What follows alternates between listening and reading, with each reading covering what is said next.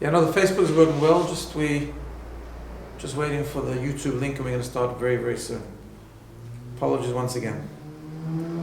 Even BINA starts something late once in a while. Does happen.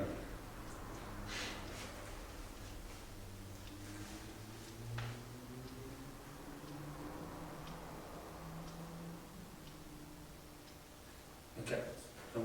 Can you just WhatsApp to me? And to Levi also. No, put it on the chat on that stream.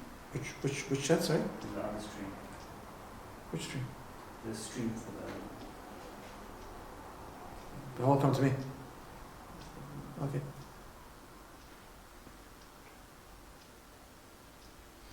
the embarrassing. Huh? Embarrassed. No, it's okay. Not to worry. Things happen. Okay, yeah, I sent it to you.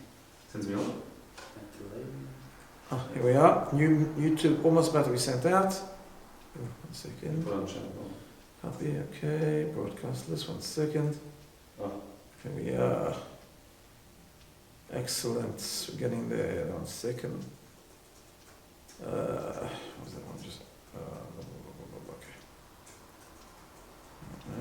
Okay. There we are. Just 2 more.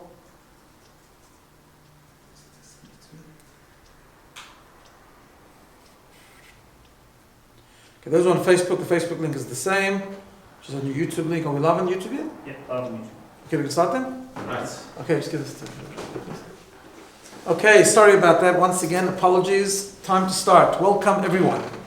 Part of the whole situation we're in is we have to realize that nothing is in our control. So we're not in control. We're in God's control here. Exactly. Good evening, everybody. It's great to be with you. So, welcome. So what we're going to do to here, what we're doing here tonight is good really for every year, but particularly for this year, where this year there will be many people who are going to be leading or perhaps arranging their own Seder for the first time. It's going to be small, much smaller Seders, as we know.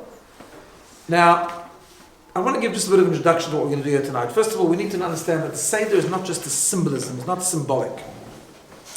The Kabbalists tell us that the Seder night is one of the most holiest nights of the year. It is extremely powerful with an extremely deep spiritual energy. And that energy comes with a blessing of freedom, inner freedom, to become free, to go out of our own Egypt, so to speak. Which is accomplished at the Seder through the various mitzvot, through the various things that we do.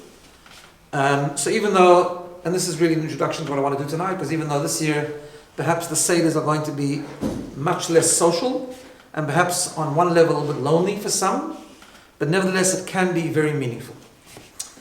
Now, just before we start, I want to just, obviously getting ready for Pesach is important as well, and I'm sure everyone understands that we've got to clean for Pesach, prepare all the things for the Seder.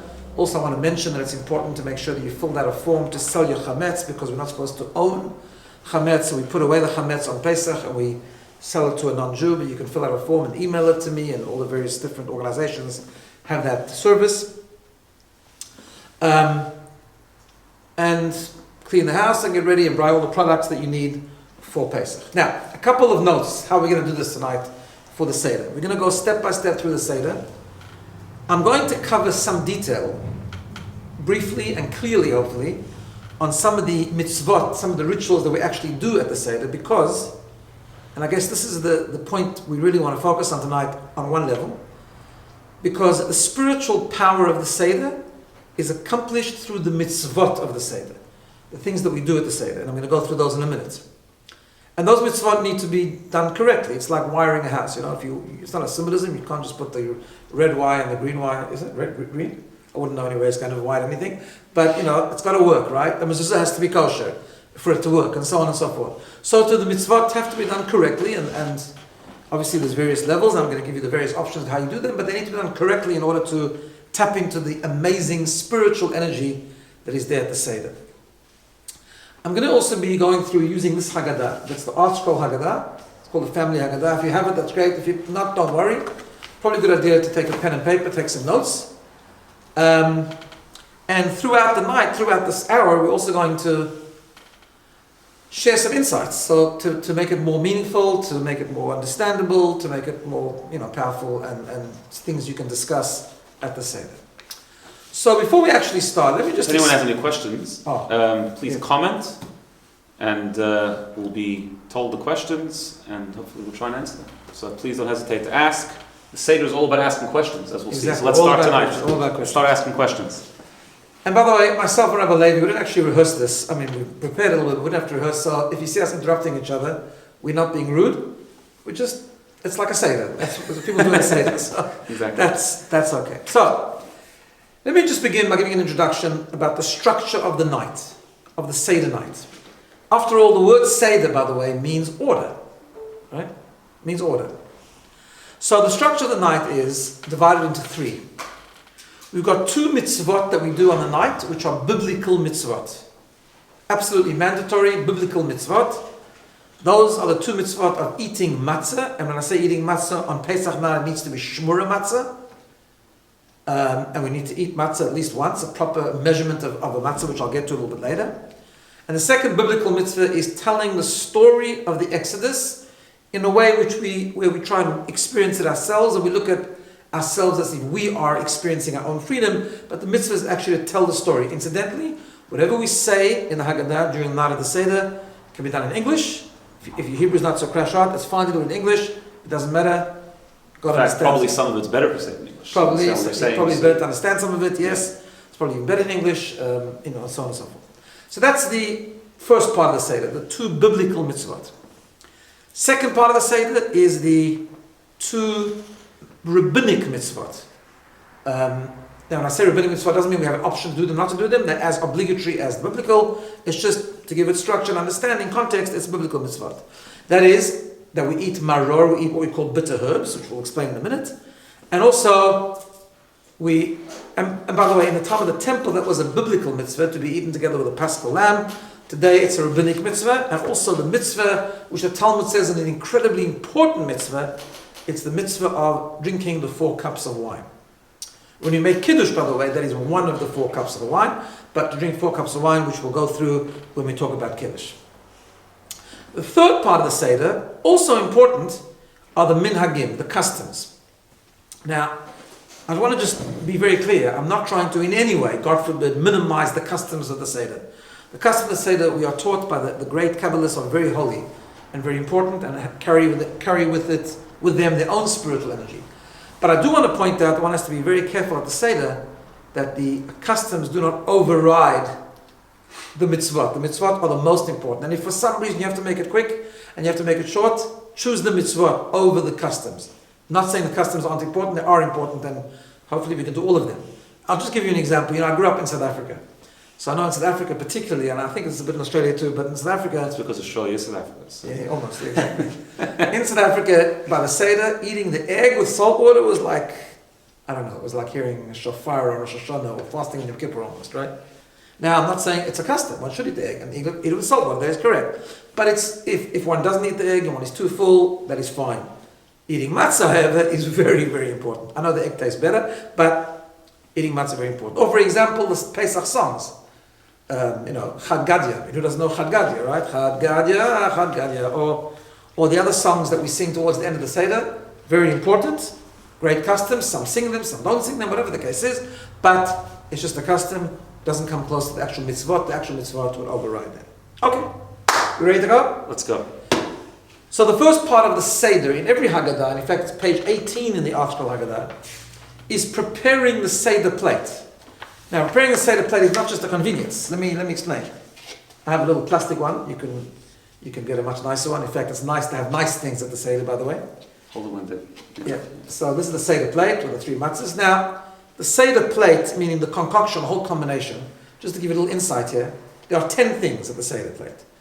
We'll go through them in more detail in a second, but essentially the shank bone, the hard-boiled egg, the bitter herbs, the charoset, the vegetable, the karpas, those are 6, and the second bit of herbs which we use for the matzah sandwich, there's 6 things. 3 matzahs, that's 9. And the plate itself is the 10th item. Let me just explain that. So I'll give you a quick Kabbalistic crash course here. So we know that the makeup of the person is we've got 3 levels of intellect, Chochmah, BINA, Da'at. We've got 6 emotions. And then we've got the 10th level is called Malchut. Malchut is the most powerful level that we have in our makeup, our personality. Malchut is called leadership. Why is it called leadership? Because it implements. What Malchut does, it takes all the other faculties of the person, intellectual and emotional, and makes them work, processes them, and makes them work, and makes them actually have an effect, communicates them to the world, to ourselves, to other people, and they put it into practice. So too, the 3 matzot corresponds Kabbalistically to the 3 levels of intellect. The 6 items of the Seder, I'm not going to go through each one now to explain because that's a whole other shiur, but the 6 items correspond to the 6 emotional components of the soul, chesed and gvura and so on. And then the plate, just like any plate, absorbs, receives what you put in it. The plate is the symbolism of absorbing everything, all the other 9 things, and put it into practice. And what happens on Pesach night is we need to experience freedom, but we need to experience freedom on all levels of our personality. Each part of us has to become free, and then we have to put it into practice after Pesach, going forward, which of course is the symbolism of the plate. Okay. Rabbi Levi, you want to tell us something about the 3 matzahs? Actually, just leading on from that, so why do we have 3 matzahs? So the most famous one that everyone knows is it corresponds to either Abraham, Isaac, and Jacob, our three forefathers, or alternatively the Kohen, the Levi, and the Yisrael. But there's another interpretation of the 3 matzahs, and that is that our behavior is split up into 3. What's called the machshava, a person's thoughts, dibur, a person's speech, and maaseh, a person's actions. And as my father was just saying before, during the Seder, the whole idea is to be fully engaged in a thought level. We need to know what's going on, we need to understand what's going on, we need to speak it, we need to actually ask questions, we need to give insights, and of course the action to eat and to drink and to actually do the mitzvot on a behavioral level. There's also another very interesting reason. It's actually connected to this week's parsha, and that is that in this week's parsha it discusses one of the sacrifices is the korban todah, the sacrifice of thanksgiving, which is brought as a result of one of 4 things happening to you. Either you crossed the desert safely, or you crossed the sea safely, or you got sick and you got better, or alternatively you went out of prison, meaning you put under a life sort of a danger of life and you were freed. And when we went out of Mitzrayim, it was as if we went out of prison. So we have to bring a thanksgiving offering. And if you look in Rashi, in the commentaries in this week's parsha, the way the korban todah was brought, there was actually 3 different types of matzahs brought as part of the sacrifice. There was one part which was chametz, but there was actually 3 different. I'm not exactly sure how you make alternative styles of matzahs, but somehow they managed. So there's 3 different types of matzahs. That's one of the reasons why we have 3 matzahs, to symbolize the thanksgiving offering, because one of the themes of the Seder night, as we'll get there, is the idea of Hallel, the idea of thanking Hashem for all the miracles that He's done for us. That's one of the insights in the 3 matzahs. Okay, so let's begin. So the first thing now, the Seder plate items need to be prepared obviously before Pesach, on Erev Pesach, but we'll just talk a little bit about them. So the first thing that gets done to prepare the Seder plate, doesn't work very well. Just imagine this is a whole matzah, please. We put down the 3 matzahs. The custom is to have the 3 matzahs. Now I'm using hand-baked matzahs, and that's a good thing to use by the Seder. If you don't use by the hand-baked matzahs, at least have some hand-baked matzahs to eat, at least for the mitzvah, for the shmura matzah. But the custom is when you put the 3 matzahs, you actually separate them. Now, some big matzah covers come with 3 compartments, so that's good. I'm just doing a primitive way here. We have the 3 matzahs which we separate with 3 different cloths. So I'm just doing it in a simple way here. Yaakov, can the matzahs be seen? Yeah, the matzah. Yeah. Right, everyone's got that, so we're putting them down, and we cover them.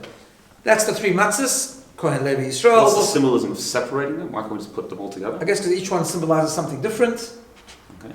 Also, we have the 3 matzahs also correspond to the 3 patriarchs, Abraham, Yitzchak, and Yaakov. Each one was different in his own way, which is interesting because we're doing 4 cups of wine. We'll talk about that later. That corresponds to the 4 matriarchs. So that's really good. Okay, and then we put the 6 items on the matzah, on the Seder, actual Seder plate. The first item that we place on the Seder plate. Oh, do this one? Yeah. Oh, okay, that's true. The first item we do on the Seder plate, we put the shank bone. What's called the zroa. We're in the Haggadah, by the way, on page 18 in the Art Scroll Family Haggadah. If you want to see how to set up the Seder plate. So the zroa, the bone, is to remember the Paschal lamb, the Korban Pesach. It used to be brought on the day on the Erev Pesach and eaten, or roasted, eaten on the Seder night. Now, there's different customs how to do this. Some people use a chicken neck, some people use a chicken wing, some people use a shank bone. Whatever the case is, that piece of meat should be with a bone. It should be roasted on Erev Pesach, of course, and then placed on the Seder plate. I don't have one with me now, so just suffice for the picture. But we have the shank bone over there. That's on the right-hand side. Also, the word Zeroah means arm, and there's a symbolism that God redeemed us with an outstretched arm. Before we continue, I just want to remind everyone that please feel free to ask questions, and every so often I'm going to stop and get the questions, and we'll try and answer them. The second item that goes on the Seder plate, on the left top left that is the egg, hard-boiled egg. That gets placed on the Seder plate. The hard-boiled egg, actually, a number of symbolisms, but the hard-boiled egg actually is to remember another sacrifice that used to be brought on Pesach, called the Chagiga, which was a festival sacrifice. Because what used to actually happen at the Seder night is they used to eat the meal and then have the Korban Pesach, the Paschal lamb, at the end. Because the Paschal lamb had to be eaten like dessert, like we eat afikoman, right? So the egg is there just to remind that. Why an egg? There's many reasons. I'll give you a quick insight. One of the reasons of an egg is that an egg is the only food that the more you cook it, the harder it gets, the stronger it gets, not the softer it gets. Symbolic of the Jewish people, that even though we've gone through so much, the more we go through, the stronger we become, the more resilient we become, and that's part of the destiny and the continuation of the Jewish people. Okay, then the middle, just underneath those two things. So we've got the shank bone, the zrah, we've got the egg. The middle we put the maror. Now, the way we do this is, I must tell you like this, when we do the mitzvah of the bitter herbs, there's a few things you can use. We can use horseradish, we can use lettuce, but actually it should be, if possible, cos lettuce. If you can't find cos lettuce, regular lettuce is also good, or a combination of both, which is also fine. So I'm just using lettuce for tonight. One should check the lettuce to make sure there's no bugs in it, and that gets placed in the middle of the Seder plate. Then comes the charoset. You want us to the amount now? Or we'll do that? Sorry? No, we'll do the amount later. We'll do one here. So, the charoset, I don't have the whole ingredients here, but I have apples here, a bit of chopped apples. So just to explain, the charoset is something that we dip the maror in. Charoset the recipe varies from custom to custom, but basically, in the Ashkenazi world at least, it is grated apples, or you can put it in the food processor, pears, nuts, walnuts, maybe almonds, according to some people. And then normally on Erev Pesach, according to most customs, are we okay, Yaakov? We add wine. Some people do it at the Seder actually, but some people do it on Erev Pesach. Mix it up because it should be like the cement which was used in Egypt to enslave the Jewish people. And that gets put on the right hand, the lower right hand of the Seder plate. Put your plate. Like this? Yeah. Okay. Yeah, is that better? Okay, well, I'll just hold it up for now and later I'll put it down. Now, then comes the karpas over here. The karpas is a vegetable. We can see it? Okay. Karpas is a vegetable. It can be any vegetable. The only criteria for karpas is it shouldn't be lettuce, but should be a vegetable upon which the blessing borei pri ha'adama is made. So a lot of people use a cooked potato, and that goes on the left. Some people use parsley or onion. Parsley, some use onion, yeah.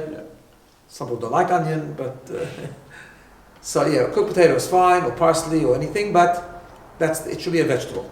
And that goes on the lower left. And then finally the lower middle part, we again put a bit of herbs. Some people just put lettuce this time, or horseradish, but it can be again the same lettuce, or just a second time. It's the second maror, right? I think we've covered everything for the Seder plate. Okay, are we good, Yaakov? All right, so that's the Seder plate. Now, if you look on page 19, you'll see a famous song, Kadesh Urachatz. Now, I said before, Seder means order, right? So it's very organized structure. So before we start the Seder, we are given a structure of how to go through the Seder. It's 15 steps. Famous song, Kadesh Urachatz, and so on. What's interesting about Kadesh Rachatz is that it's not just like a random sort of siman that is given to us, but actually has deep significance. I'll just give you two quick ideas. One is that there's 15 steps. 15 is Yud and Hey. Yud and Hey is God's name, to show us that when we go through the Seder, God's name is embedded in the Seder. Any other insights, Rabbi Levi? The number 15, specifically? No, just generally about Kadesh Rachatz. Not on top of my head right now. We'll definitely get to soon. I'll just share with you one thing I saw. It's interesting. The word Kadesh means to make Kiddush, or Rachatz means to wash your hands, which symbolizes the power of the Seder. Why is that? Because normally, if you want to become holy, you need to first let go of unholiness. So the normal order of growth is you let go of impurity, you let go of negativity, and then you sanctify yourself with holiness or spirituality or positivity. The Seder night is so powerful that even if someone hasn't let go of negativity, he can jump right into the holiness. Which is why we say Kadesh and then Urachatz. We make Kiddush, we sanctify ourselves, then we wash our hands. Washing hands is symbolism of letting go of dirt, letting go of impurity. I mean, washing hands is a very common thing nowadays. But I'm talking about the spiritual washing hands. I saw the joke going around, and nowadays there's going to be Urachatz between every step of the Seder. Yeah, you get the Urachatz all the time. That's right, exactly. No, I'm not talking about sanitizer. This is Urachatz with water, symbolizing the letting go of the impurity, but that comes after Kadesh. So we'll go through each stage. Can you use sanitizer during the Seder? Good question. The question was, can we use sanitizer during the Seder? First of all, just check with your local authority. Sanitizer is kosher Pesach. There is issues with alcohol in sanitizer. Check with the local kosher authority. Liquid soap, kosher Pesach, is probably even a better idea. It's just hard to do that all the time through the Seder. I know that some rabbis are saying that it's okay to use sanitizer, but not then to directly touch food. There should be a bit of a break. So just check with your local Orthodox rabbi. But thanks for the question. Okay, now we're coming to Kiddush. First step of the Seder. First step of the Seder is Kiddush. Now I'm going to stop here and explain, because Kiddush is actually part of the 4 cups of wine. So on the Seder night, different to every Shabbat and festival, Kiddush, one person can make Kiddush like every Chag, but everyone needs to have a cup of wine. So I'm going to now just stop and pause and explain the laws of the 4 cups of wine. So on Pesach, there's a mitzvah, very important mitzvah, to drink 4 cups of wine, Kiddush being one of them. And the way it's done is the following. First of all, what do you use for it? So it could be wine. Some people prefer to use actual wine. Some what they do is they mix a bit of wine and grape juice. Others, what they do, just use grape juice. It's also okay if one cannot drink. If one can handle wine, a bit of wine is better. If not, grape juice is better. Now, when it comes to the 4 cups of wine, there's a certain amount we have to drink. So here comes a very important thing. Any cup you use must be full. So be wise and plan ahead and use small cups, because otherwise by the time it gets to the 3rd cup and the 4th cup, I've often had this throughout the years with guests, they just can't do it anymore.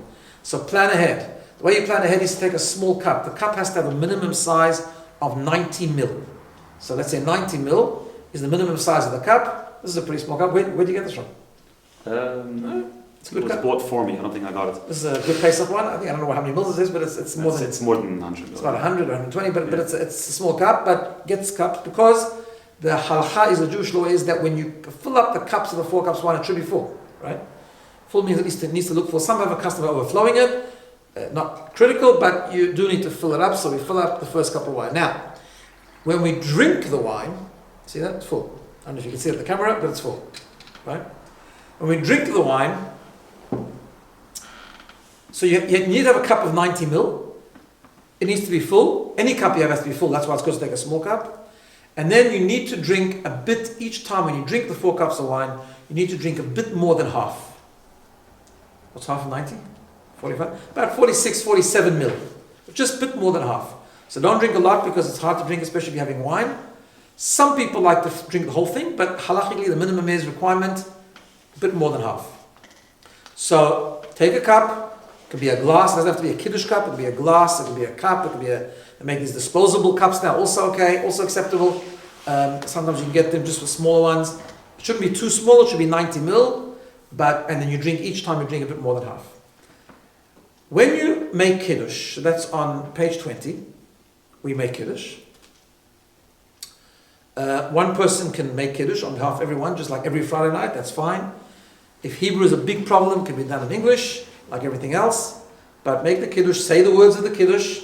If you're looking at the article like that, we don't say the first paragraph, which is Yom HaShishi, that's only for Shabbat. We start with the bracha on the wine, and then go into the bracha of Asher Bachar Banu Mikol Am. Continue on to page 22, where we don't say the pink box, because that's for Havdalah when it's Saturday night, but we just end with Shechiyanu. Okay? If a woman is making Kiddush, because there's no man by the Seder, and she's already lit candles and said Shechiyanu, then she omits the Shechiyanu by the Kiddush. When Kiddush is over, we drink the first cup of wine. Now, the halacha is, and this, I'm not going to go into the whole complexity of it, but basically the halacha is that especially men need to lean when they drink the 4 cups of wine. And leaning means not just to lean in the air. Some people lean on cushions. You need to lean on something. So for example, this structure right now has a little table, so I could take the cup of wine and just lean a little bit on the table and then drink 4 cups of wine. It can be on the arm of a chair, an armchair, it could be the back of someone else's chair. In most years it could be on someone else, just this year probably wouldn't be this year, not a good idea to lean on anyone else. Please in keep fact, the Talmud actually says a story about rabbis leaning on each other's knees because there was no... Because they were poor and they didn't have space, yeah. So not a good idea, so yeah, just lean on something, but it should be drunk when it's leaning, when the person is leaning, and again, drink a bit more than half the cup each time the 4 cups of wine are drunk. So to summarize, the cup has to be minimum 90 mil, and you need to drink should be full, more than 51%. Right, and drink 51, a bit more than half the cup each time. Could be preferably wine or grape juice, or just grape juice, all good. If someone has a real health problem, of course, consult your rabbi, because there are different ways you can do it. For example, just to give you one idea, sometimes if you drink dry red wine, which is better for people who suffer with sugar issues, you can even dilute it to a certain amount, so just check with water, so check with your rabbi how to do that. But that's the basic idea. That's the first step of the Seder Kadesh. So the Seder table is on the table, the Seder plate, the matzah is on the table, the Seder, all the things on the Seder plate. You make Kiddush and you drink the first cup of wine. Just to share with you something interesting. Please.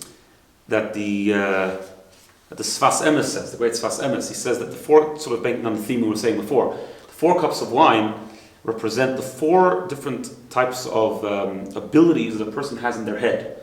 And a person can see, a person can hear, a person could see, and a person could smell. And again, the same idea, to involve your entire being in the experience of going out of Egypt. Very, very beautiful. Very beautiful. Also, I think you mentioned before about the 4 people that have to thank God. Yeah. Going out of prison, becoming better, going through a desert, and going through a sea. All these things happen in Egypt. We went out of prison. Egypt was a prison. We went through the sea. We were all healed at Mount Sinai, and we crossed the Red Sea. So that's why we thank God with the 4 cups of wine. Another idea. Okay. On to the next one. Urchatz. Urchatz means we're going to wash our hands. And we wash our hands twice on Seder night. Now, there's different customs with this washing hands. Some just do it. Now, let me just explain what the origin of this is. Urchatz comes because we're about to eat a vegetable. Oh, we didn't prepare salt water. Okay. We're about to eat a vegetable dipped in salt water. In ancient times, there was a whole issue with purity and impurity. And whenever a person would eat a vegetable or fruit or anything dipped in water, they would wash their hands first, like we do before bread. Many people don't do that nowadays. Some do. On the Seder night, we have this step. In some families, only the person leading the Seder washes. In other families, everyone washes. Part of the reason why we all wash tonight, even though many people eat vegetables that are wet without washing nowadays, is because we do things different on Seder night. Big theme of the Seder, by the way. We do things different to arouse curiosity, because the whole thing of the Seder is to ask questions, which, by the way, don't forget to ask questions. I don't know if anyone has yet, but we ask questions, therefore we do things that are different that we don't necessarily do throughout the year. So we wash our hands. However, very important, we wash our hands without making the bracha. Normally we wash our hands for bread, we make a bracha. Tonight we wash our hands without a bracha. Following on, we're going to move on because we don't want to, I know the Seder takes a few hours, we're not going to take a few hours tonight. And we go to karpas. What does karpas actually mean? It's a good question. I think there's a few interpretations about the word karpas. Yeah, I think in the Talmud times apparently there was a vegetable called karpas. Anyways, it's a vegetable. Why do we eat a vegetable now? Why do we eat a vegetable? No reason. Why do we eat a vegetable? So it should look strange. Normally when you make Kiddush on a Friday night or a festival, you wash and you eat bread. Or on Pesach, you eat matzah. Pesach night we do something different so that the child should ask a question, what are you doing? arousing curiosity, because tonight we ask questions. So therefore, that's why we eat a vegetable now, really. We eat a vegetable because it's different. I mean, there are different symbolisms. I once saw an idea that the vegetable grows from the ground, showing that on the Seder night, even if we're deep on the ground and we're low and we perhaps down, we can lift ourselves up, we can become prominent, we can be spiritually strong, but essentially we eat a vegetable just to make a difference. Now, just a very, very important idea. I know at this point of the Seder, Everyone's very hungry. everybody hungry. By the way, there's a way to get around that. You could just eat before. You could eat before. Oh, they're not supposed to eat so much. You should. I always tell people not to come to the Seder hungry, because I once had a story at my Seder table. I'll just stop making things a bit lighter. We went to wash for karpas. It was a couple, and at my Seder we normally take quite a long time till we get to the meal, because we like to do a lot of explanations. And it was the first night Pesach, and we had this couple, and I overheard the wife turning to the husband and whispering to him, "I'm starving." I thought to myself, "Oy gewalt, what am I going to do with this person? It's going to be quite a while till we eat." Now the reason I say that is because you can't fill yourself up with this potato. The halacha, the law is, and for reasons which I'm not going to go into now because it's quite complex, but the idea is that each person gets a small piece of potato or vegetable, whatever it is.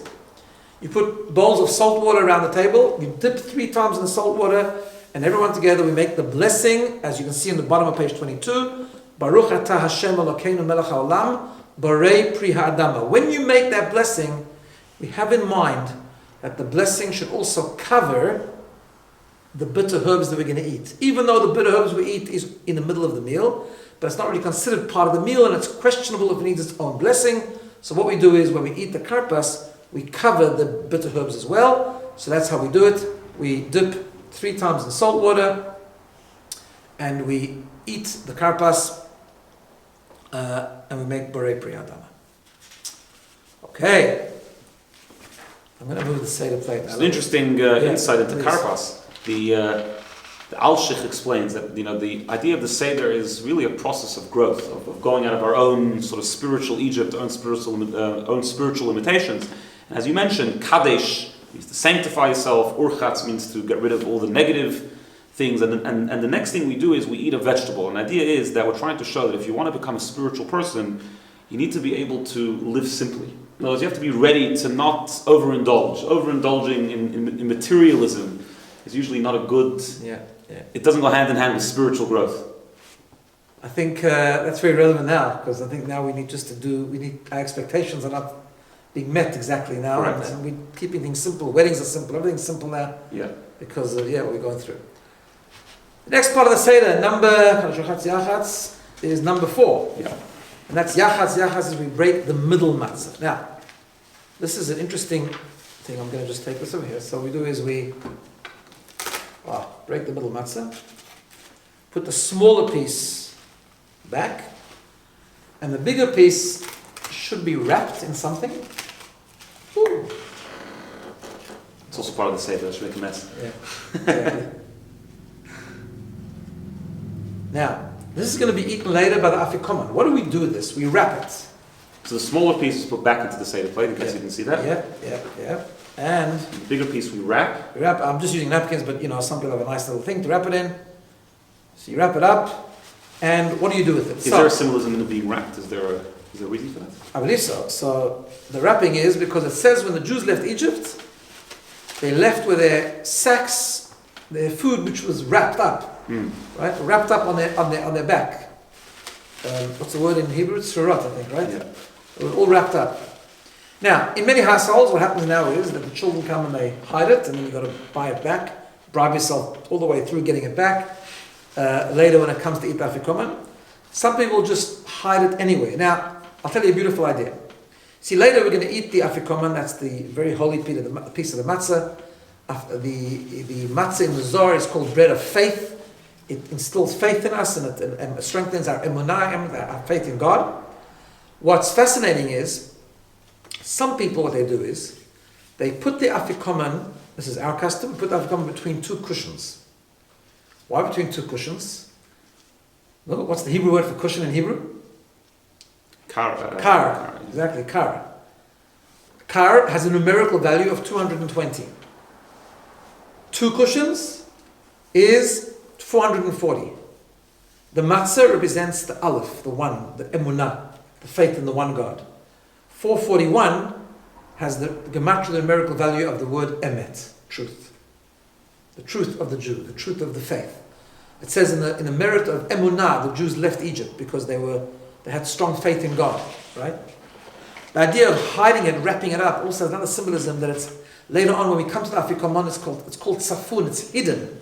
Because on Pesach we're able to access the hidden faith that is sometimes buried or sometimes a bit hidden within every single Jew. And that's the power of the Seder, to bring out that safun. So we hide the matzah to show that we're going to go to the very deepest levels of our soul, even the part that's very, very hidden. So I don't have two cushions, but I'm going to leave it here for the time being. It's also an interesting reason why we put back the smaller piece and leave the bigger piece hidden, and the smaller piece is still on the Seder plate, sort of revealed, because we actually uncover the matzahs, as we'll soon see.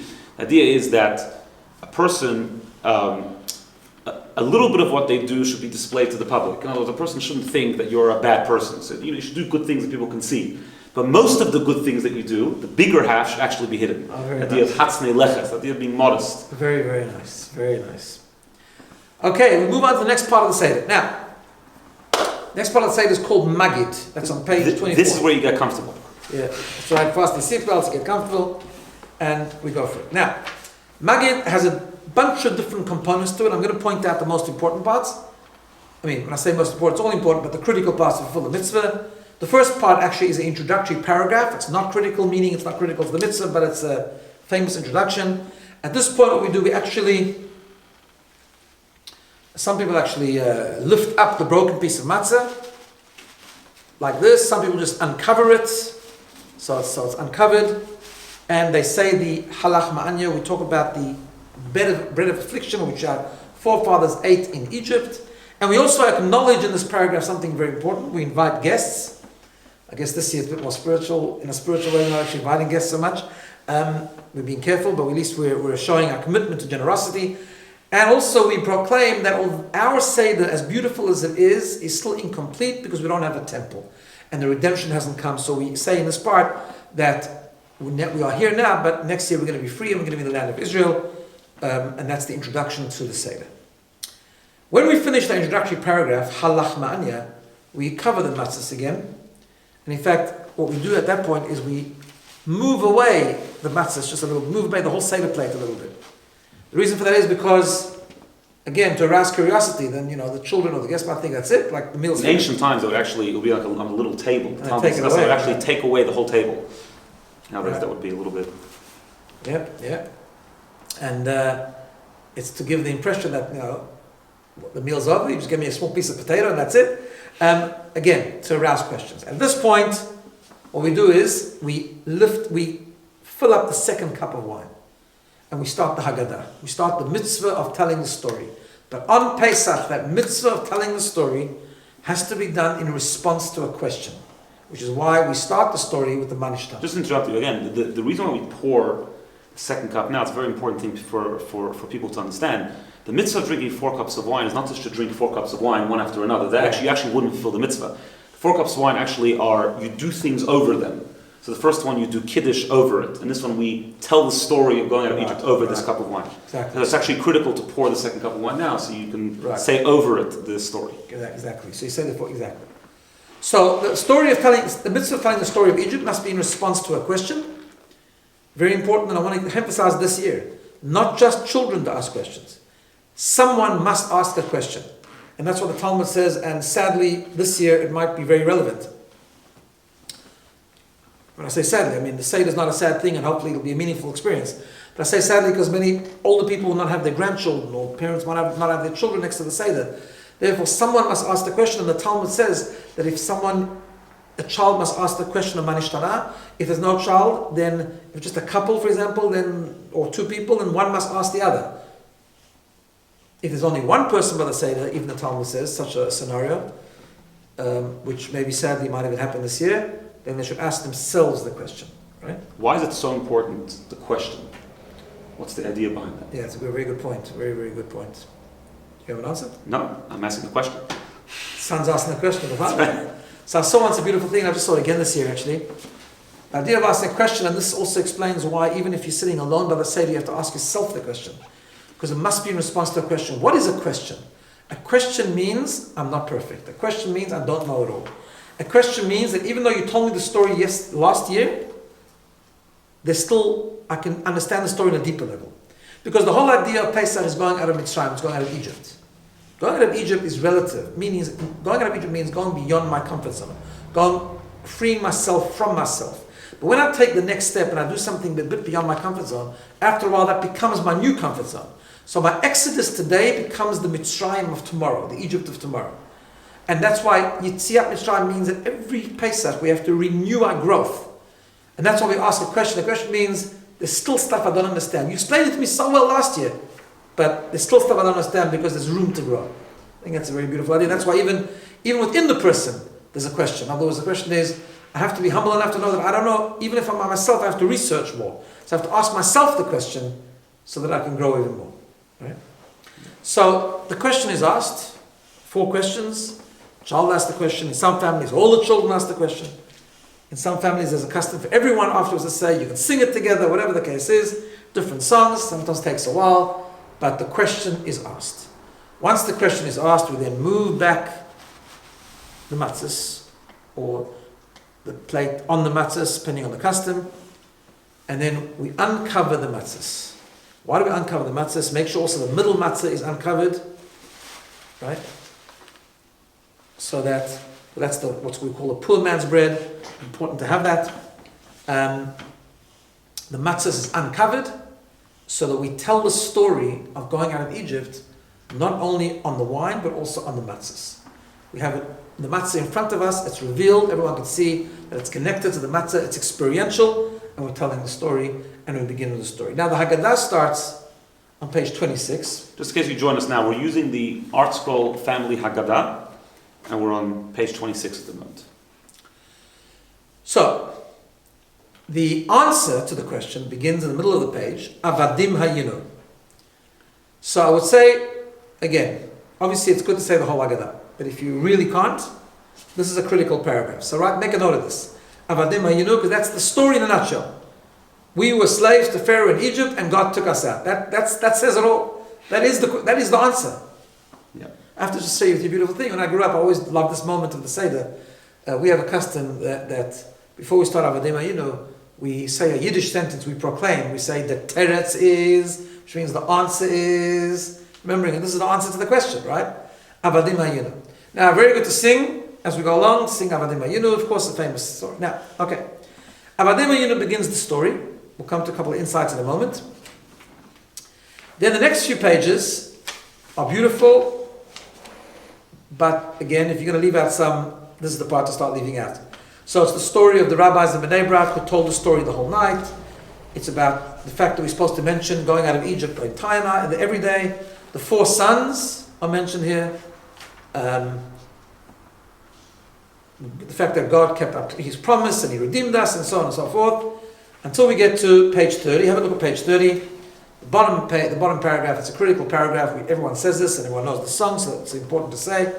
Vehi she'amda. At this point, what we do is we cover the matzahs, because whenever we pick up the wine, we cover the matzahs. We pick up the cup of wine and we recite Vehi she'amda. Vehi she'amda.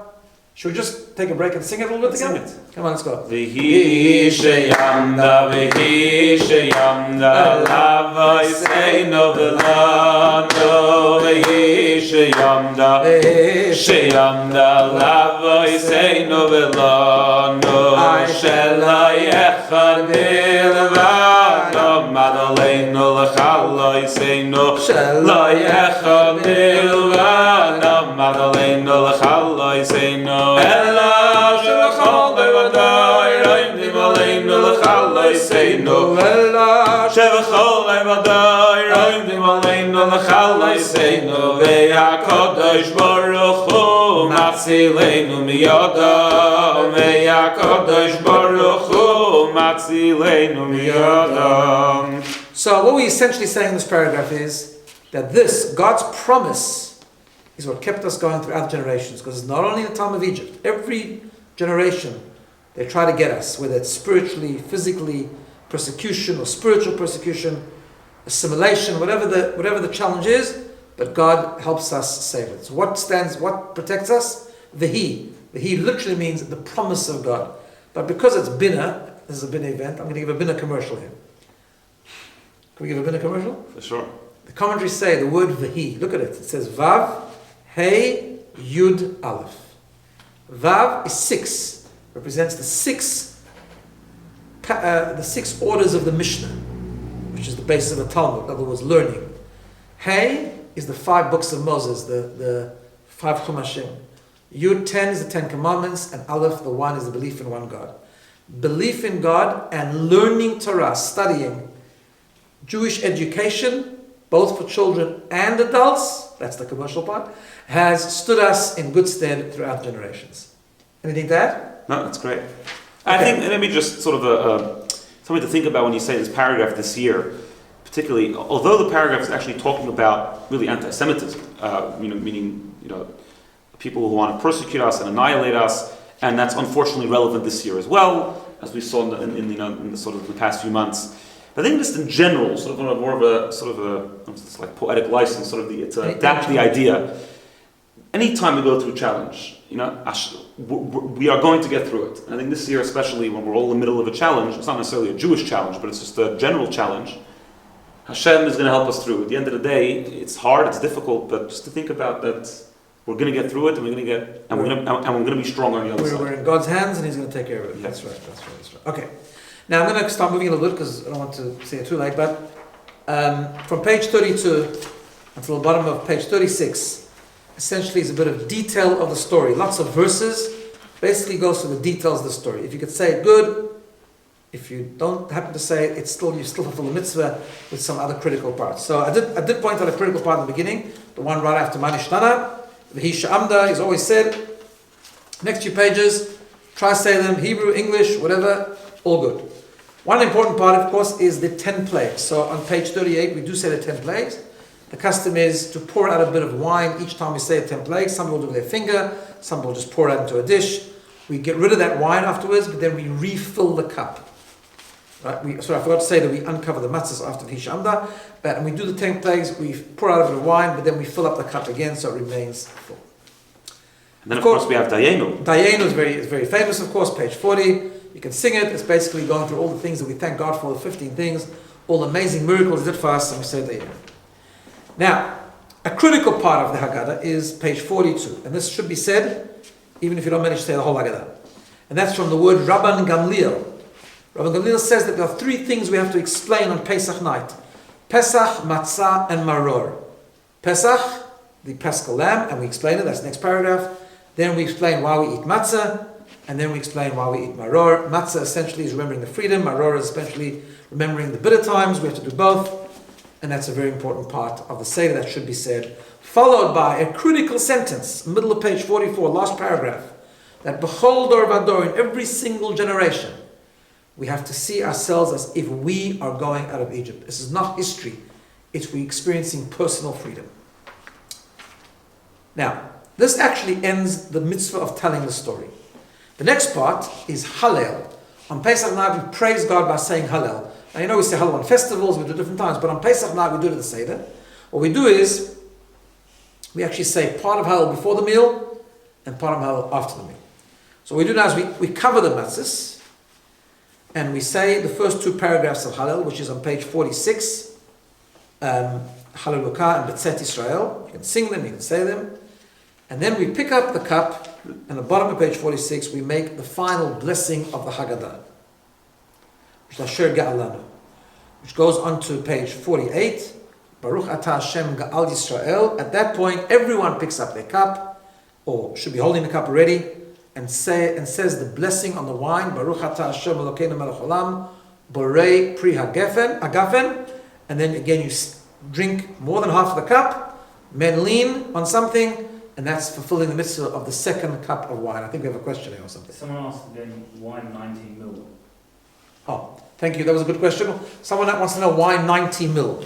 90 mil is because we have certain measurements in Jewish law, measurements for volume, measurements for liquid. And whenever the Torah tells us to do a mitzvah to do with food, you have to do the minimum measurement. Now, the measurement of what we have to drink in a cup, what's considered a cup, a prominent cup of beverage, wine, this applies to Friday night, Kiddush and so on, is called a Revi'it. Revi'it means a quarter. A quarter of what? A quarter of a lug. A lug was a Talmudic biblical measurement of volume. So Revi'it lug, a quarter of a lug, different opinions of how much it actually is, but the minimum measurement is about, let's say 87 mil, but just to be careful, 90 mil is the minimum measurement of Revi'it. Some people go for 100 mil, some people go for 130 mil, whatever, but you keep it to a minimum, just make sure you get through it, and that's the, thank you for that question. Anyone else has any questions, please feel free to ask. Okay. Rachza. Now we go wash our hands. Everyone should wash their hands at this point, because now we're washing hands for bread, and we go and we eat, we do wash our hands, and then we're going to fulfill the mitzvah of matzah. Yeah, another question. Another question. Why is Hallel split up? Oh, very, very good question. The Gemara discusses it. So there's two reasons. I'll just offer two. Huh? Yeah. One reason is, sorry, what did you say, children? One reason is that we should repeat the question. The question was, why is Hallel split up? Why is part of Hallel before the meal and part of Hallel after the meal? So one reason is that that really we should say the whole Hallel right even before the meal. It's just that we want the children to be awake when we eat the matzah. So that's why we actually split it, and we say the two first paragraphs which openly discuss the exodus from Egypt. There's actually a dispute in the Talmud. You need to say the first paragraph, the first two. We rule that you have to actually say the first two. So that's one reason. Another two reasons quickly is because the exodus of Egypt actually took place in two parts. One part was midnight, when there was the plague of the firstborn. That's when the Jews became defined as free people, but actually only geographically left the next day. So two parts of the Exodus. And also, Kabbalistically, the first part of Hallel refers to the Exodus from Egypt, which is explicitly discussed. The second part of Hallel, which we say after the meal, actually is a Hallel in anticipation for the future redemption through Mashiach. And that's one of the reasons. But thanks for the question, that's a great question. So, we wash our hands, rachza, and then we now about to do... And we make a bracha this time. Make a bracha, of course, like this time, exactly. Yeah. And then we eat matzah. Now, here we have to pause a little bit, because as I said before, this is a critical part of the Seder. Don't miss this out. It takes only a few minutes, and it's one of the most powerful mitzvahs. And that is a mitzvah to eat matzah. Now, by the way, everyone has to have a piece of matzah. It does not have to come from the Seder plate, because not always the Seder plate has enough matzah to go around, right? In my family, only people who have a Seder plate in front of them eat the Seder plate matzah. Everyone else gets a piece of matzah just from the box, and that's perfectly okay, and that's where it should be done. Now, I want to explain the mitzvah of matzah. So we're going to make two blessings when we wash. One is going to be hamotzi lechem in haaretz. We hold all three matzahs when we do that, the one leading the Seder. And then we drop the bottom matzah and we make the bracha on the matzah, which is, as you can see, on page 50, top page 50. Asher kiddushanu mitzvot tzivanu ala chilat matzah. So just repeat that. So you hold all three when you make hamotzi, and then you drop the bottom and only hold the top two when you make the bracha ala chilat matzah. Now, the person who has the Seder plate should take a piece of matzah from the top and the piece of matzah from the middle to eat now. But let me just define what the critical minimum of the mitzvah is. Talking about volume, someone asked a question about 90 mil. We have another volume for food which is called kazayit. And it's going to sound funny because it sounds like a very small thing, but it's the size of an olive. It's actually a bigger olive, this Talmud discusses. It's a separate discussion exactly what that means in terms of volume and how that works today. Let's keep it simple. For the mitzvah of matzah, there are different opinions, but the mitzvah of matzah is a biblical mitzvah, so I want to be a bit stricter. If you're using a hand-baked matzah, shmura matzah, it's about a third of a matzah. About that amount, roughly, right? A third of a matzah. Every person around the table should get a third of a hand-baked matzah. If you're having a machine matzah, by the way, it's about 2/3 because it's made differently. It's thinner and it's shaped differently. It's about 2/3 of a machine matzah, or a third of a hand-baked matzah. After we make the two blessings, everyone should eat should eat this kazayit of matzah. Shouldn't talk in the middle, and eat it quickly. It should be finished within about 6 minutes. Not that hard, about 6 minutes. That's leaning. Men should lean when they eat it, correct? And it should be done eating by 6. That is how you do the mitzvah. If you just have a nibble, it's nice and doesn't even taste that good anyway, and it's not the mitzvah. So please try and have a big piece, meaning like a third of a hand-baked matzah, Everyone should get a third of a hand-baked matzah. If you need shmura matzah, please contact me. And eat the matzah within 6 minutes, and that's the mitzvah of eating matzah. I should point out that some people, they're off carbs and they don't want to eat wheat. There is a concept called spelt matzah. There is even, it's hard to get, but there is around some shmura oat matzah. It's also good. Tastes horrible apparently, but it is good. And it's good for those people who are gluten intolerant. I know that technically in Australia, oats is still part of it, but it actually doesn't have gluten.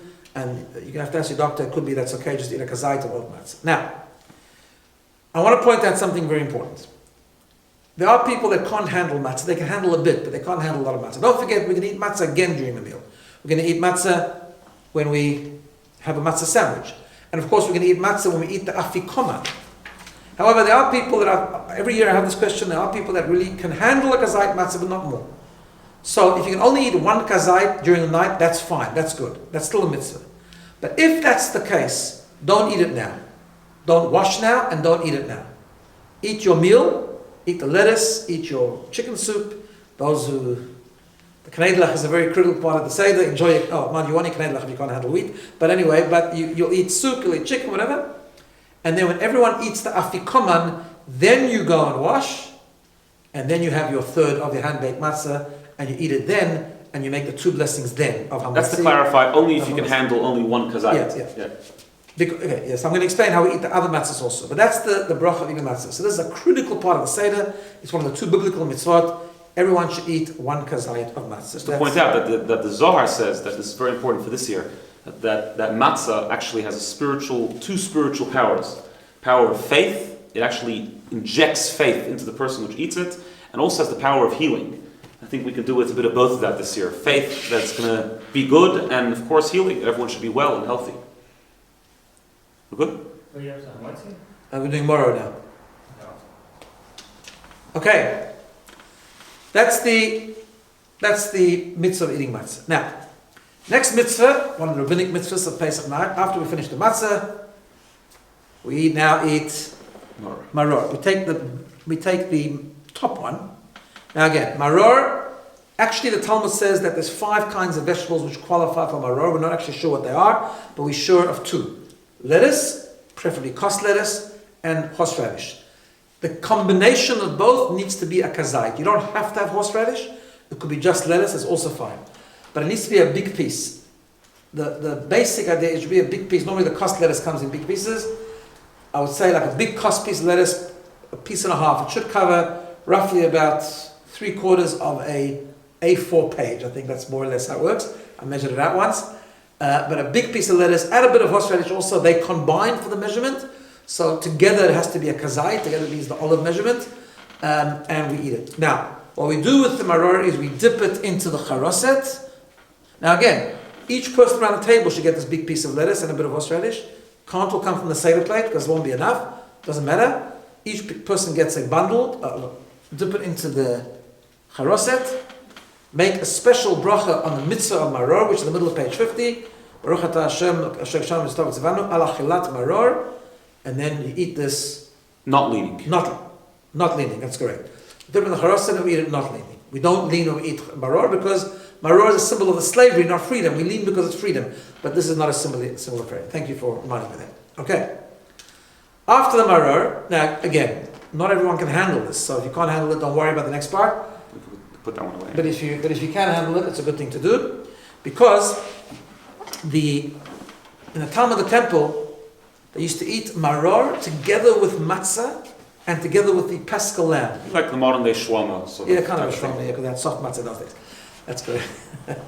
Nowadays, there is an opinion which says we should do it like that. Obviously, we don't have the paschal lamb, but we should fulfill the mitzvah of maror by doing it in a sandwich together with matzah. So, same idea, same... This is koyrech, by the way, on page 50. The bottom page 50. The matzah sandwich, right.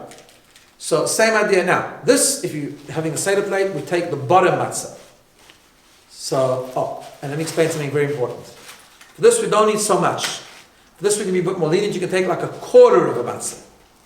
1/4 of a hand-baked matzah, right? So, a little bit together. I'm talking about both pieces, right? Make your sandwich.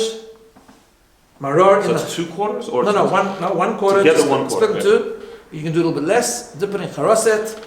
You say the paragraph. We remember how Hillel used to eat the matzah and the maror and the paschal lamb together, and then we eat it. And this time we do lean, because it's got to do with the matzah, and the matzah has got to do with freedom. Okay, we eat this again. If you can't handle that much and you're only going to do some, don't eat a nibble of lettuce now and a nibble of lettuce with the sandwich. Just eat one time the lettuce properly, and don't worry about the sandwich if you can't handle it. But do the mitzvah. If you can do it, of course, it's a good thing to do. We had a question before. Yeah, let's go back to a question. You split The wine. Does it have to be?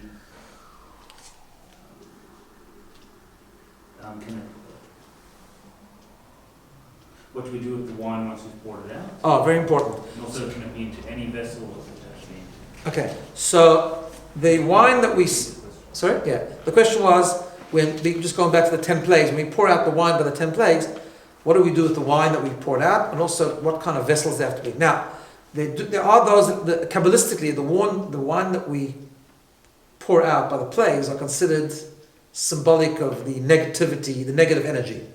So therefore, because of that, some people they spill it specifically into a broken vessel, a little bit, a cracked vessel, or at least a cheap vessel, right? Others just do it into their plate, under the becher, that's all good. However, that wine should not be drunk. That wine represents the negative energy, it should be thrown away. Spill that into the sink. Yeah? Is that clear? Disposed of, and then, again, as I said before, you refill the cup. Okay, so that's the matzah sandwich. Again, all these things should be eaten within 6 minutes to do the mitzvah properly, and that is that part. So we've done the mitzvah, we've done the first 2 cups of wine, we fulfilled the mitzvah of matzah, we fulfilled the mitzvah of maror. The extra part is with the matzah sandwich. If you can't handle that, that's less critical, but the maror is important. And then, finally, we've arrived. we've come to the meal. Shulchan Aruch. Shulchan Aruch, by the way, is part of the Seder. It shouldn't be like, now we finished with the Seder. No. Eating the meal is a part of the Seder.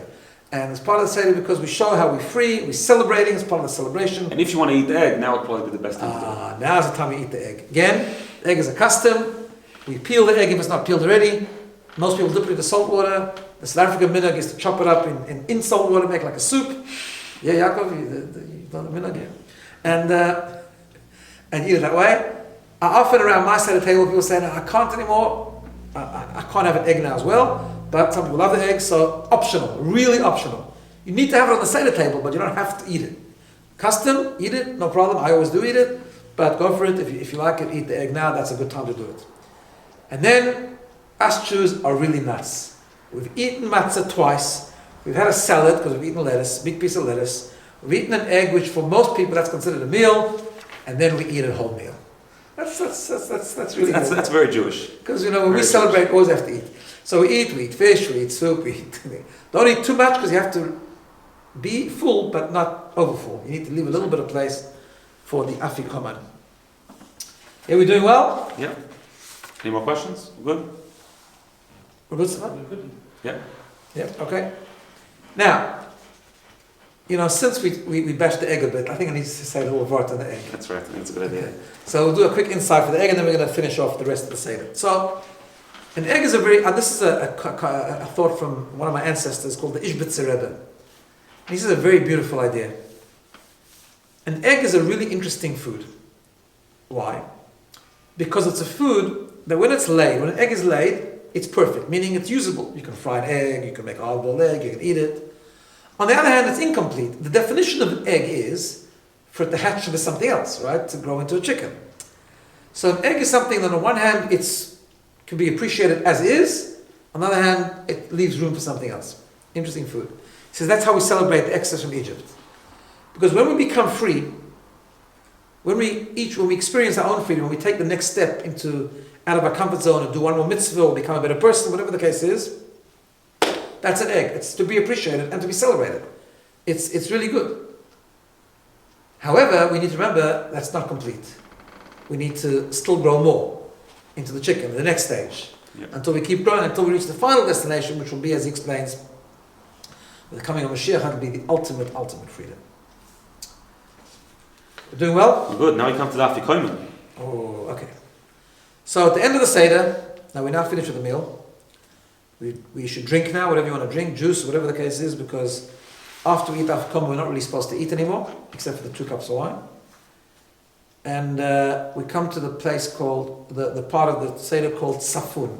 Page 52. Page 52, thank you. Tzafun, which is called hidden, where we uncover the afikoman. Some people have to pay a lot of money for this. I'll tell you a little cute little personal story. In Chabad, the custom is not to hide the afikoman, we just put it between 2 cushions. And when I was growing up, all my friends were not Chabad, and they all got presents because they were able to demand the ransom for the afikoman. And I kind of came with complaints. So my father, bless his memory, started a custom that he would ask us a question on the first night of the Seder, and we'd have to research it the next 24 hours, we have to come up with the answer, and if we came with the answer, he'd buy us a present, so we still got afikoman presents. How's that? Okay. Tzafun, we take the afikoman, we give each person, again, for this we can be a bit more lenient. We can have a quarter of a hand matzah, or a third of a machine matzah. It doesn't have to be a full third. Only the one time it has to be like that. We can be a bit more lenient. We can make sure everyone has a piece. Some people have 2 kazetim, which means like 2 quarters, or half a matzah. That's if you're really brave. That's if you're brave. The reason for that is because we are actually remembering 2 things. Remembering the eating of the Paschal lamb, and we're remembering the matzah that was eaten with the Paschal lamb. So that's why we have 2. Not critical. 1 kazait is good. We eat the afikoman. Everyone eats the afikoman. The men lean when we eat the afikoman, and that's how we do the concept of tzafun. We don't eat or drink after this until the next day. One of the ideas is because the tzafun is the emunah, the faith, and we want the faith to remain with us and not to go away. And a glass of water. So halachically, so the question was, can you have a glass of water afterwards? Halachically, you could drink water. Some have a custom not even to drink water, only 2 cups of wine. So drink water before. Some have a custom to not drink water even until the next morning, until the sun comes up. We're good. Okay. Now we bench. Now, before we bench, we've got to fill up the 3rd cup of wine. The 3rd cup of wine is for everyone has a 3rd cup of wine, and we do beirach. Beirach is benching. So we bench. Again, we're benching on the cup of wine. Actually, we're supposed to, when we bench, we should, it's not critical if you don't, but we should actually lift up the cup, at least for the first 3 blessings of benching, until we get, benching by the way is on 54, until we get to Bonei Berachama V'Yushlaim Amen, and then we finish the benching. After benching, as you can see on Page 62. 62, we make again the bracha on the wine, Barei Pri Agafen, and drink it again, a bit more than half. It can be grape juice if you can't handle wine. As we said before, lean, and that's the 3rd cup of wine. And then we come to a beautiful part of the Seder where we open up the door for Eliyahu Hanavi. But before we do that, we didn't bring a special one here, but we have another cup of... We forgot to pour the cup for the honor. Yeah, some of the benching. Okay. So what we do now, we open up the door. Why do we open up the door? A few reasons. First of all, what we do now is we fill up the 4th cup of wine, plus we put an additional cup in the middle of the table. Some people are accustomed to make it a big cup. It's called the cup of Eliyahu Hanavi. We fill up the cup, because we have a tradition, Eliyahu Hanavi comes, what was that meme going around now? Eliyahu Hanavi comes to every Seder, but I saw a meme today that he's going to have to go to millions of Sedarim this year, because lots of Seders are now broken up, so he's an extra... I hope he has a good mask. He has to work extra hard. And he comes to all the Seder. Actually, Kabbalah explains that's really the spark, the spiritual part of the Neshama Kama Eliyahu. He comes. So it's not a problem with space or viruses or anything like that. Yeah? Only 2 people. Only two people. We're not, God forbid, joking about the rules. Everyone should definitely keep the rules. We're just trying to bring some humor into it as well. That's right, exactly. We open the door. One of the reasons we open the door is to let Eliyahu Hanavi in, but the other reason is because the night of Pesach is called Leil Shimurim, the night of protection. And to demonstrate that we open the door, to demonstrate that we're not so afraid, we can open the door and we know that God is protecting us this night more than other nights. He always protects us, but tonight is a special level of protection. And we say it's considered a very special time of the Seder. In fact, it's a time we are told all doors are open. Once we open the door, all the doors of heaven are open. And it's time we can ask for things, especially we can ask to be successful in spiritual growth, to be more spiritually sensitive, to be able to grow and overcome the challenges and difficulties that stand in the way of spiritual growth. Right? When the door is open, you say that paragraph, Shvoch HaMasach. Right, we ask God to pour his wrath upon the nations that persecute us and have always stood in our way, and to pave the way for proper redemption. Some people go to the door, whoever opens the door goes with a candle, sort of as part of the honor of Eliyahu Navi and so on. That's what we do. And then we end off the Seder with Hallel. Hallel can be sung, it could be said, it could be done in Hebrew, it could be done in English. Again, if you're completely finished, and do some of Hallel at least, as much whatever you can. Obviously, the whole Hallel should be recited, but it's as much as you can. But it's a part of the Seder. Very important, of course. We keep going with Hallel, sing the songs of Hallel, page 64, goes all the way till Page 76. Page 76, and when you finish the blessing at the end of Hallel, we make again Borei Pri HaGefen, and we drink the 4th cup of wine to fulfill and complete the mitzvah of the 4 cups of wine. After that, we make an after bracha. Now, I should point out at this point, just because the Haggadah says we make the bracha after the wine, one person around the Seder table, an adult, should drink the whole cup if you just got a small cup. Because in order to fulfill the mitzvah of 4 cups, more than half is okay, but in order to make an after bracha, you need the whole cup. So that's why one person, they should do that and make the blessing. And then in many communities, after the 4th cup is drunk, all the mitzvahs have been done. We now believe that Hashem has accepted our Seder, and we follow with lots of different songs. We first of all proclaim the Shana Haba Yerushalayim, next to Jerusalem. We hope that the full redemption should come, and we're able to be in Jerusalem with the Beit HaMikdash. And then there's all different types of songs that people sing. Not critical, not part of the Seder, not part of the mitzvahs, but you sing them and go for it and celebrate and enjoy if you haven't yet fallen asleep. So that's the Seder in a nutshell. Some people even say Shir Hashirim. Yeah, that's the special, the Song of Songs by King Solomon, because it alludes to the Exodus from Egypt, right? It talks about the relationship between God and the Jewish people, a very beautiful part of Tanakh, and that's the Seder in a nutshell. I hope that was useful. I want to just summarize 1 or 2 things here. Any more questions, Jacob? No, we're good. I think we're on post. Okay. Just want to summarize. So again, that was the Seder in a nutshell, and the idea is like this. The idea, obviously, I covered some of the laws. We shared a few insights, but the truth is that you can insert into the Haggadah as much insights as you want, discuss, ask, challenge each other, and talk about it. But remember, the Seder, the main part of the Seder is accomplished by the mitzvot.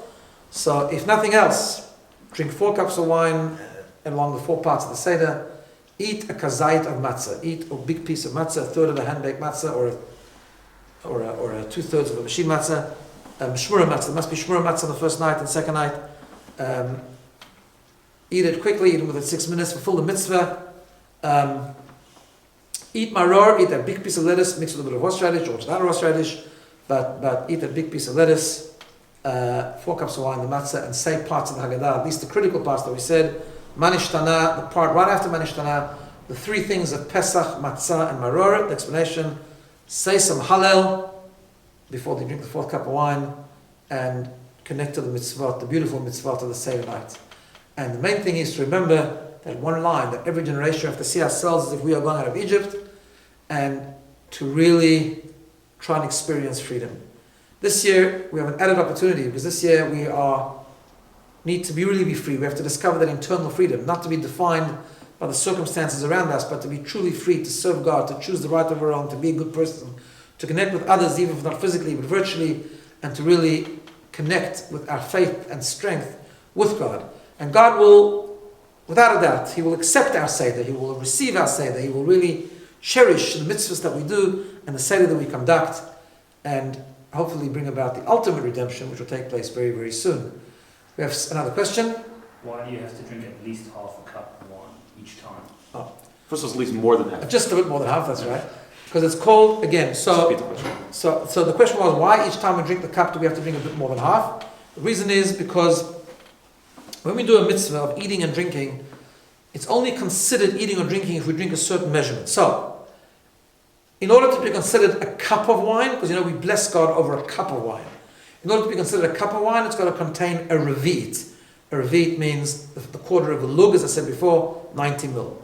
In order to be considered drinking, otherwise not really considered drinking, meaning it's considered tasting. There's a difference between tasting and drinking. In order to be considered that we drank 4 cups of wine, the shiur, the measurement in the Talmud is called melol lugmav, which means a cheekful. It depends from person to person, but roughly a cheekful is just a bit more than a revi, half a revit, which is, that's why I said a bit more than half the cup. And the custom is even if you have a bigger cup to drink half the cup anyway, but that's why we drink a bit more than half the cup. That's the concept that it's based on. What happens if your children can't stay awake till he's Yeah. getting to months? How young are the children? That's 6, 7. So children can't stay awake, so it's really good to get them to stay awake at least for the manishtana. That's why it's important. It says in the code of Jewish law to start the Seder as soon as possible, at least to get them This year you don't even have an excuse that you came up late from shul because Exactly. we're going to shul, so That's right. you can start it. So exactly. So you start. So you get them at least to ask the manishtana. A little bit explain to them the story, and I'm sure they've got stuff to show you and to ask you and this thing. And then if they're going to fall asleep, give them matzah early. Right? I know when my kids were very little, they always were very strict. They ended up drinking more than 4 cups of grape juice. Grape juice, not one. Because they sometimes decided that each few minutes they wanted another cup of grape juice, which was fine with a little. But you know, they can drink 4 cups of grape juice out of the order, and the main thing is to get them to eat matzah before they fall asleep. So if you see they're tired or they're very young and they're going to fall asleep, engage with them, focus on them. And it should be a good experience for them, it shouldn't be... Right. Never force them, never thing. But the first part of the Seder, at least really focus on them, get them to ask the questions, get them to sing songs. You can even sing a song from later on in the Haggadah if they're going to fall asleep. Just, you can mix up the songs, doesn't matter. And get them to at least eat matzah, and then, you know, drink grape juice or drink wine, whatever they can do, and then let them fall asleep. What should you do with the cost of Eliyahu after you said it back? Oh, very good question. The question was, what do you do with the cup of Eliyahu Hanavi after the Seder is finished? So actually, it should be poured back into the bottle. But actually, it's not just about pouring back to the bottle so you don't waste it. There's a very deep symbolism behind that. In fact, I'll just share with you. Interestingly, my father told me when he was a student in yeshiva, in those days, when the Lubavitcher Rebbe would conduct his Seder, he would do it with a minyan, 10 men, and the Bachrim, the students, were able to come after they finished their Seder, which they would make pretty quickly, I think. They would come and watch the Rebbe conduct the Seder. After the Seder, the Kosh Eliyahu, the Rebbe himself, would take the bottle of wine, he would take the cup, and he would pour first a bit of the bottle into the cup, and then a whole sort of order, and he would pour the cup of wine back into the bottle, and while they were doing it, they would sing. And the Rebbe was very serious when they were doing it, and they could see it was considered a very special time. Many years later, the Rebbe actually spoke about it and explained why such a deep thing. Because the 5th cup of wine, we drink 4 cups of wine. The cup of Eliyahu Hanavi is like the 5th level. It's like a very deep level of the neshama. It's what we call the pintelayid. It's like the real essence of the faith of the Jewish person. And the idea is that the Seder shouldn't finish.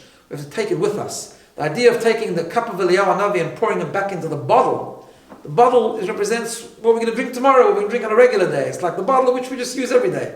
We bring that holiness of the Seder into the bottle, into what we're going to do in the normal routine of every single day. Good? Just another question. That's good. Thank you everyone for watching. Wishing everyone a good Pesach, a meaningful Pesach. And as we say, Chag Kasher V'Sameach, it should be a kosher Pesach. We should be able to do our best. God should really recognize and appreciate and love our efforts of Pesach, which He will. And we should be Sameach, which should be a happy Pesach. We should celebrate, even though things are a little bit different this year. We need to celebrate as much as we can, give it a lot of power and energy and positivity. And God will accept our Seder and take us out of Golus. Thanks everyone. Have a wonderful night.